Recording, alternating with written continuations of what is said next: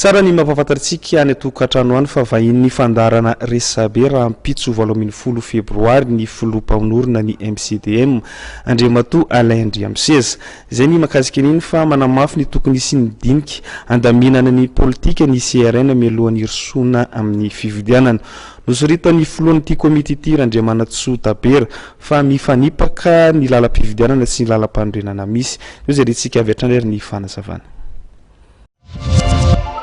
Zahay wa raha vo code électoral alaina amin'ny lalam-pandrenana zay sy misy fampiavana-pirenena dia code électoral apiady raha jerevanareo ny code électoral dia fa sahiragny zay olo nanao ny code électoral io raha mijery ny lalam-pandrenana satria hita ny lalam-pandrenana fa sy fanaraka akory amin'izay tokony aviany dia hitao zao fa sy mahazo miverina ny président ny publika rehefa vita na ny premier ny fifidianana voalohany fotsiny nefa amin'ny code électoral dia midémissionne amin'ny lalam-pandrenana dia midémissionne ny président ny publika alohan'ny izy ilasaky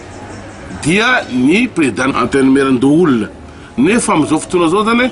sy zay zany no hitanao amin'ny code électoral io hitanao zay satria le lalam-pandrenana misy zany saza ampiasaina zay lalam-pandrenana piady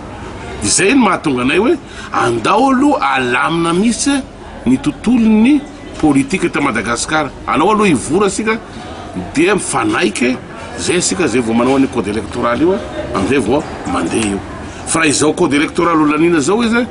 dia code électoral apiady io sy mazava io sy misy mapiady zany ka izay ny mahatonga anay mbola fotoana zao